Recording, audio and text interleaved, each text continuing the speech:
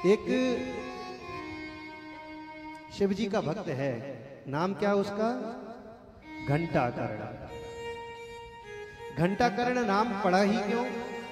क्योंकि जहां भी वो भगवान के जयकारे, कृष्ण के जयकारे, राम के जयकारे या राम की कथा सुनता, कृष्ण की कथा सुनता या कृष्ण के गुणगान सुनता तो जोर जोर से घंटी बजाने लगता कि मेरे कानों में भगवान शिव के सिवा और किसी देवताओं का भी नाम ना पड़े। तो किसी को भी देखता कि कोई बोल रहा कि वृंदावन बिहारी लाल की, तो घंटी बजाने लगता कि मुझे सुनाई ना दे। तो भूत भावन भोलेनाथ के जयकारे खूब लगाता। अब खूब सेवा की बाबा की, बाबा प्रसन्न हो गए, बाबा प्रकट भी हो गए कि मेरा भोला भाला भक्त है, चलो प्रकट होकर दर्शन दे देते हैं। बाबा जैसे ही प्रकट हुए बंधु, तो घंटाकर्ण ने पैर पकड़ लिया। ये सच्ची घटना है, इसका आपको प्रमाण, आप काशी जाओगे ना, आपको वहां इसका प्रमाण आज भी है। हम बताएंगे कैसे कथा प्रसंग के बाद में, क्योंकि ये व्यास पीठ है, व्यास पीठ से कभी झूठ बोला नहीं जाता, झूठ परोसा नहीं जाता। यहां से जो भी बात होगी शास्त्र मत होगी, और जो बात होगी वह सच में होगी तो बताएंगे, नहीं तो वरना झूठ बोलने से या किसी पाखंडवाद से हमारा कोई नाता नहीं है। जो शिव पुराण है, जो वेद व्यास जी के द्वारा लिखी हुई है, जो शिव जी ने सुनाई है, वही कथा हम आप लोगों को सुनाए। अन्यथा आप कहो कि महाराज जी उनने ऐसी सुनाई थी, आपने क्यों नहीं सुनाई? तो भैया उनने क्या सुनाई थी हमें नहीं पता, लेकिन शिव जी ने क्या सुनाई थी वो हमें पता, वही हम आपको सुनाएंगे ना। तो शिव जी प्रसन्न हो गए, आकर के सामने प्रकट हो गए, उसने भगवान के पैर पकड़ लिए। भगवान ने कहा बेटा वरदान मांगो। हाँ भक्तराज क्या चाहिए बताओ। भक्तराज बोले घंटाकर्ण जी कि महाराज मुझे आप मुक्ति दे दो। क्या दे दो? मोक्ष दे दो, मुक्ति दे दो। भगवान शिव ने हाथ जोड़ लिए, भैया ये हम नहीं दे सकते, क्योंकि शिव भगवान के पास मोक्ष है ही नहीं। मोक्ष का डिपार्टमेंट इनके पास नहीं है। जैसे आप अधिकारियों के पास जाते होगे, फाइल खिसका दी जाती होगी, भाई ये हमें नहीं देखना, ये फलाने का काम है, फलानी खिड़की पे चले जाओ। यही होता है ना, कहीं भी जाते हैं कि भाई ये हमारा काम नहीं है, फलाने व्यक्ति का काम है, उसकी खिड़की नंबर फलाना है, वहां जाओ आपका काम हो जाए।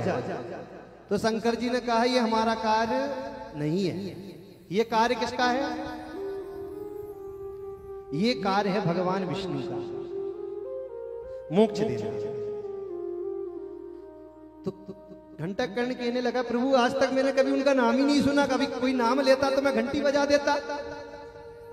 महादेव ने कहा एक काम करो बेटा भक्तराज, आप विष्णु की सेवा करो।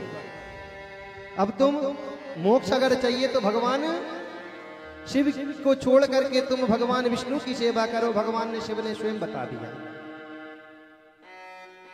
चले गए, भगवान विष्णु की खूब सेवा की। भगवान ठाकुर जी को लिया, लड्डू गोपाल को खूब मालिश करते, खूब इत्र से मालिश करते, खूब ठाकुर जी को दूध दही घी शहद से निलाते।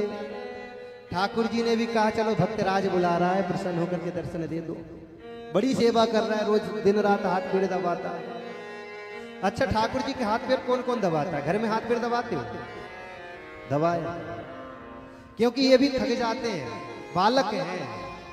लड्डू गोपाल का जो स्वरूप है ना, बालक स्वरूप है, ये भी थकते हैं।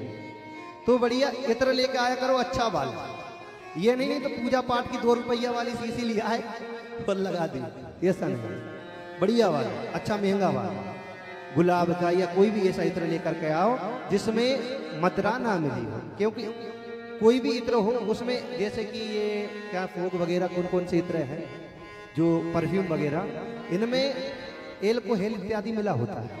आप कभी आग लगा के देना, फट से आग लगती है ना, क्योंकि उसमें कुछ दारू की मात्रा होती है। तो इत्र ऐसा लेके आना जो फूलों का बना हो, अच्छा इत्र, थोड़ा महंगा आएगा, लिया और बढ़िया हाथों में लगा कर खूब ठाकुर जी की सेवा करना। जैसे आप कहते हो ना कि महाराज जी आप कथा सुना रहे, भगवान हमें दर्शन क्यों नहीं देते? क्यों देंगे? आप सेवा भी तो नहीं करते। हमें जब भी भगवान का ध्यान आता है क्या करते हैं? दीप द्रव्य के लिए आते हैं। घी लेके आते हैं दीप द्रव्य नाम से, जो पूजा पाठ का घी बोलते हैं कि पूजा पाठ का घी। भैया 15 रुपए किलो वाला घी, 30 रुपए किलो वाला घी। अच्छा कोई बताओ, आपके घर में गाय लग रही है, 30 रुपए किलो में कभी घी आ सकता है क्या? हमें तो नहीं पता, क्योंकि ना हमने आज तक 30 रुपए में कभी घी देखा। लेकिन जो दीप द्रव्य वाला केमिकल वाला जो आ रहा है पूजा पाठ के नाम से, वो आ रहा है केमिकल का घी। अब आप भगवान को वो घी चलाओगे और उसमें मिली रहती है क्या, ये भी मैं आपको बता दूं, उसमें मिली रहती है जानवरों की चर्बी।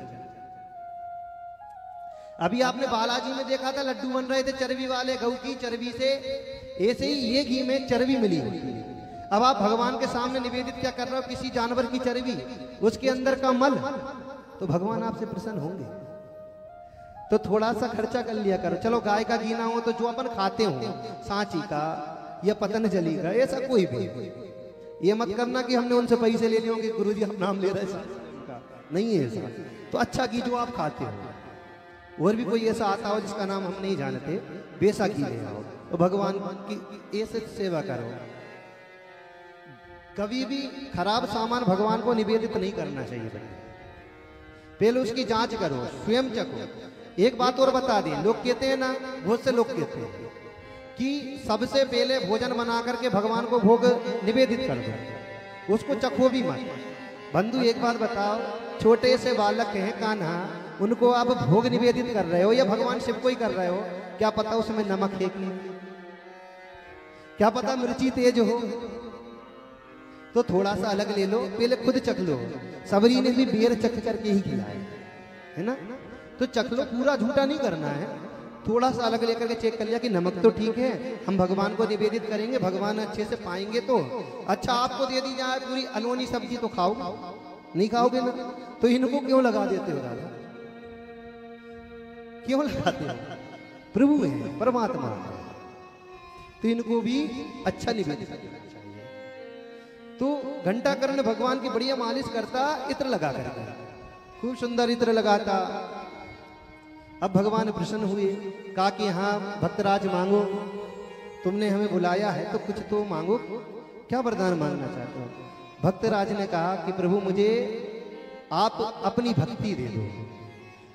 जो कृष्ण की, राम की, विष्णु की भक्ति से दूर रहता था, शिव की भक्ति में लगा रहता था, उसने कहा कि प्रभु मुझे आपकी भक्ति दे दो।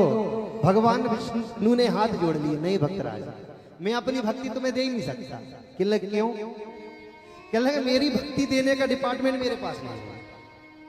फिर से लौट के उसी खिड़की पे जाओ जिससे आए, पुनः लौट करके महादेव के पास जाओ, क्योंकि इसका डिपार्टमेंट किसके पास है?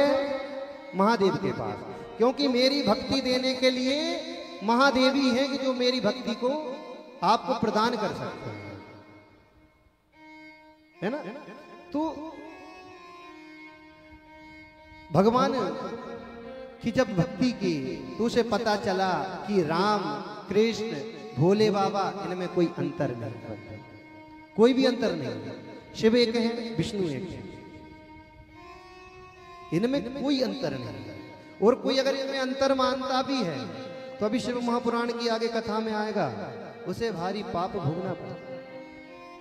शिव महापुराण में लिखा है जो विष्णु और शंकर में भेद करता है उसे भारी पाप का भागी बनना पड़ता है। और आज भी इस चीज का प्रमाण है, काशी में जाओगे गंगा तट के किनारे पर आपको घंटेश्वर महादेव का मंदिर आज भी वहां पर है। भगवान वहां घंटेश्वर महादेव बनकर के प्रकट हुए, ये प्रमाण है। बंधु ऐसी भगवान